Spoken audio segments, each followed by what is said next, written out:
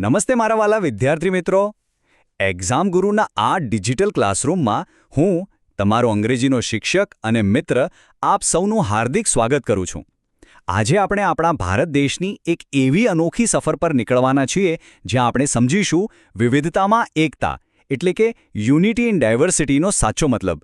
તો તૈયાર છો ને આ રસપ્રદ પ્રવાસ માટે? પણ ઊભા રહો. આ સફર શરૂ કરતા પહેલા એક ખાસ જાહેરાત. આ સમજૂતીના અંતે તમારા માટે એક સુપર ક્વિઝ રાહ જોઈ રહી છે. યાદ રાખજો, જે આ વિષયને ધ્યાનથી સમજશે એ જ આ ક્વિઝ જીતીને પોતાનો ખાસ પરિણામ કાર્ડ ડાઉનલોડ કરી શકશે. તો ચાલો હવે શરૂ કરીએ. આપણા દેશની સાચી ભાવનાને સમજવા માટે ચાલો આપણે ઇનર સ્ટ્રેન્થ નામની એક ખૂબ જ સુંદર કવિતાથી શરૂઆત કરીએ. જુઓ, કવિતાની શરૂઆત જ કેટલી જોરદાર છે.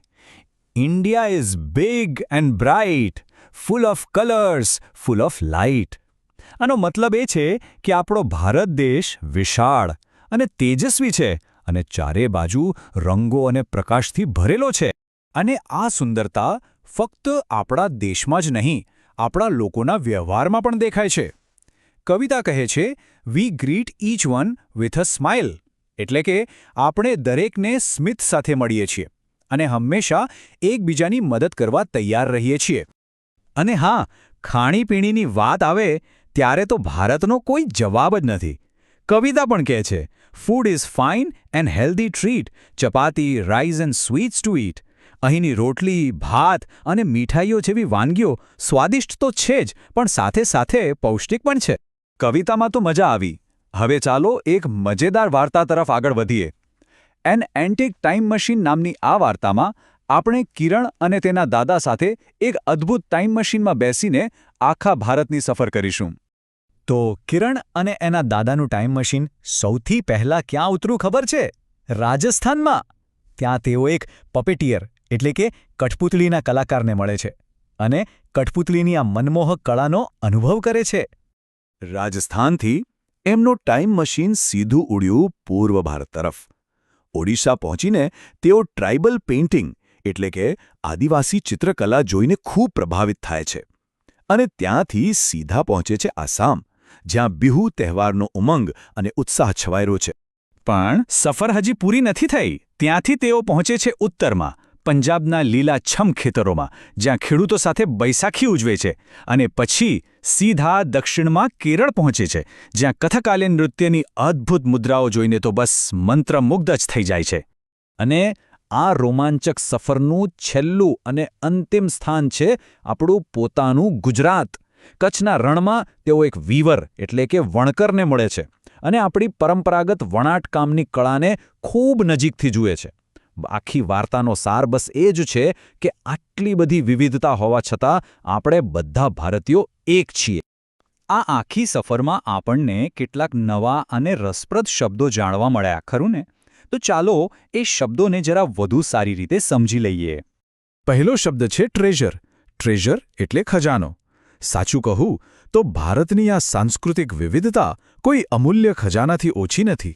બીજો મહત્વનો શબ્દ છે હેરિટેજ, જેનો અર્થ થાય છે વારસો. આ એ બધી પરંપરાઓ અને મૂલ્યો છે જે આપણને આપણા પૂર્વજો તરફથી ભેટમાં મળ્યા છે. હવે જોઈએ વન વર્ડ સબસ્ટિટ્યુશન એટલે કે શબ્દ સમૂહ માટે એક શબ્દ. જે વ્યક્તિ પાણી પહોંચાડવાનું કામ કરે, a person who delivers water, તેને કહેવાય વોટર બેરર એટલે કે પખાલી. અને જે કપડાં વણવાનું કામ કરે, અ પર્સન હુ વીવ્સ ક્લોથ્સ, તેને કહેવાય વીવર એટલે કે વણકર. વાર્તા અને શબ્દો પછી હવે થોડું ગ્રામર થઈ જાય. ચાલો આજે આપણે અંગ્રેજીમાં ભવિષ્યની વાત કેવી રીતે કરવી એ શીખીએ. આપણે સમજીશું ફ્યુચર ટેન્સ એટલે કે ભવિષ્યકાળ. ભવિષ્યકાળ બનાવવો તો એકદમ સહેલો છે. બસ આપણે ફક્ત વિલ શબ્દનો ઉપયોગ કરવાનો છે. જુઓ, my father is a farmer એ વર્તમાનકાળ છે.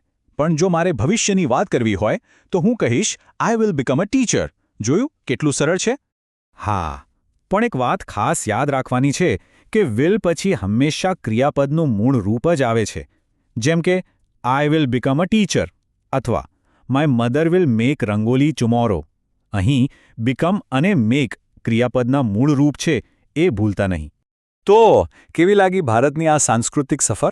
મને આશા છે કે વિવિધતામાં એકતાનો આ ખ્યાલ હવે તમારા મગજમાં એકદમ સ્પષ્ટ થઈ ગયો હશે. જો હા, તો હવે સમય આવી ગયો છે તમારી જાતને એક સુપર લર્નર સાબિત કરવાનો. શું તમે આ પડકાર માટે બિલકુલ તૈયાર છો? તો રાહ શેની જુઓ છો? નીચે આપેલી લિંક પર તરત જ ક્લિક કરો, 25 પ્રશ્નોની મજેદાર ક્વિઝ રમો અને તમારું પર્સનલ પરિણામ કાર્ડ ડાઉનલોડ કરવાનું તો બિલકુલ ભૂલતા નહીં. ફરી મળીશું એક્ઝામ ગુરુના આવા જ કોઈ નવા અને રસપ્રદ સેશનમાં. ત્યાં સુધી good bye and happy learning.